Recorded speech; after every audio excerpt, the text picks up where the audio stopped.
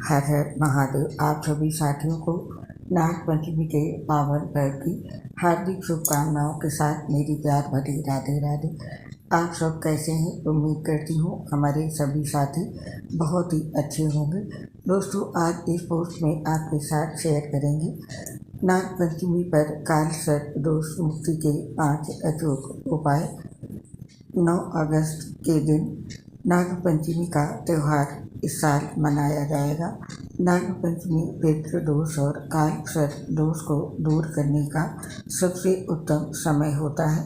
यदि आपकी कुंडली में किसी भी प्रकार से काल सर्प दोष निर्मित हो रहा है तो नाग पंचमी के दिन आप विधिवत रूप से हमारे बताए गए 5 में से कोई एक उपाय जरूर करें। इससे तत्काल ही काल सर्प दोष से मुक्ति मिल जाएगी, ऐसा ज्योतिष शास्त्र में बताया गया है। तो आइए जानते हैं नाग पंचमी पर काल सर्प दोष मुक्ति के ये उपाय कौन कौन से हैं। काल सर्प दोष की मुक्ति के लिए पहला उपाय है चांदी के नाग नागिन का दान करना। चांदी के नाग नागिन के जोड़े यदि आप नहीं ला सकते हैं तो बड़ी सी रस्सी में 7 गांठें लगाकर उसे सर्प रूप में बना लें। फिर उसे एक आसन पर स्थापित करके उस पर कच्चा दूध, बतासा और फूल अर्पित करें। फिर गूगल की धूप दें। इस दौरान राहु और केतु के मंत्र पढ़ें। राहु के मंत्र ओम ह्रां रहवे नमः और केतु के मंत्र ओम क्लीं केतुवे नमः का जाप बराबर संख्या में करें। इसके बाद भगवान शिव का ध्यान करते हुए एक एक करके रस्सी की गांठ खोलते जाएं।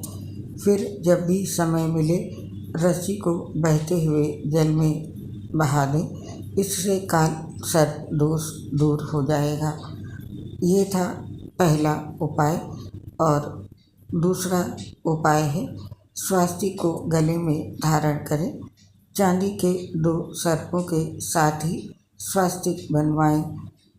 अब थाल में रखकर इन दोनों सांपों की पूजा करें और एक दूसरे थाल में स्वास्तिक को रखकर उसकी अलग पूजा करें। सांपों को कच्चा दूध चढ़ाएं और स्वास्तिक पर एक बेलपत्र चढ़ाएं। फिर दोनों थाल को सामने रखकर ओम नागेंद्र हराय नमः का जाप करें। इसके बाद नागों को ले जाकर शिवलिंग पर अर्पित करेंगे और स्वास्तिक को गले में धारण करेंगे। ऐसा करने से काल सर्प दोष, सर्प भय और स्वप्न दूर हो जाते हैं। और नाग पंचमी के दिन काल सर्प दोष को दूर करने के लिए तीसरा उपाय है द्वार पर नाग का बनाना। नाग पंचमी के दिन घर के मुख्य द्वार पर गोबर, गेरू या मिट्टी से सर्प की आकृति बनाएं और इसकी विधिवत रूप से पूजा करें। इससे जहां आर्थिक लाभ होगा वहीं पर घर पर आने वाली काल सर्प दोष से उत्पन्न विपत्तियां भी टल जाएंगी।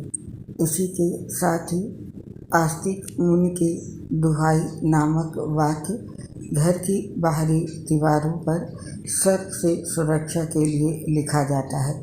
ऐसी मान्यता है इस वाक्य को घर की दीवार पर लिखने से उस घर में सर्प प्रवेश नहीं करता है और काल सर्प दोष भी नहीं लगता है।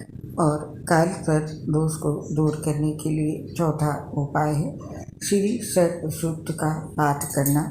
जिस जातक की कुंडली में काल सर्प योग पितृ दोष होता है उसका जीवन अत्यंत कष्टदायी होता है। उसका जीवन पीड़ा से भर जाता है।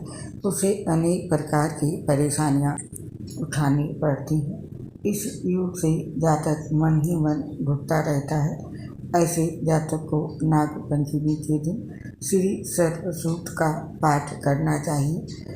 और इस दिन का 5वां उपाय काल सर्प दोष से मुक्ति के लिए है पितृ शांति कर्म करना। नासिक के पास त्र्यंबकेश्वर में या उज्जैन में सिद्ध वट पर विधिवत रूप से काल सर्प दोष और पितृदोष का शांति कर्म कराएं। जहाँ नहीं करा सकते हैं तो किसी पवित्र नदी के तट पर, तीर्थ स्थान में या शिव सानिध्य में प्रयोग किए जा सकते हैं। नाग पंचमी पर यदि ये शांति कर्म कराएंगे तो विशेष लाभ मिलेगा। तो ये थे 5 ऐसे उपाय जिनसे आप काल सर्प दोष से मुक्ति पा सकते हैं। और यदि कुंडली में आपकी विष योग है तो इस दिन आप ये उपाय करें। शिव जी के ऐसे मंदिर में जाएं जिसमें शिवलिंग पर सर्प का चित्र हो। फिर शिवलिंग पर पंचामृत ऐसे अर्पित करें कि जो नाग पर होता हुआ शिवलिंग पर पहुँचे। इसके बाद गंगा जल की धारा अर्पित करते जाएं। इस समय शिव तांडव स्तोत्र या ओम नमो नीलकंठाय का जाप करते जाएं।